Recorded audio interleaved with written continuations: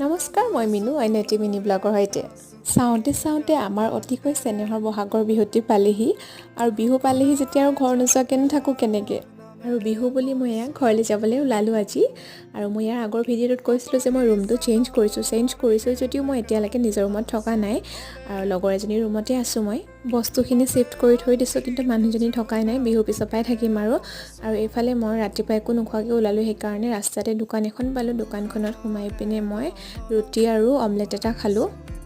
তাৰপিছত এইফালে টমটমতো উঠি ল'লোঁ মই ঘৰলৈ বুলি। আৰু এইফালে ষ্টেচন আহি পালোঁ। ষ্টেচনত আজি ট্ৰেইনখন বহুত বেছি লেট হ'ল, সেইকাৰণে মই অকণমান ৱেইট কৰিব লগা হ'ল। আৰু এইফালে চাওকচোন, মই ট্ৰেইনলৈ ৰৈ থাকোঁতে ইমান মৰম লগা কণমানি দুটা লগ পালোঁ। আৰু এইফালে মোৰ ট্ৰেইন আহি পালে, ট্ৰেইনত বহি ল'লোঁ।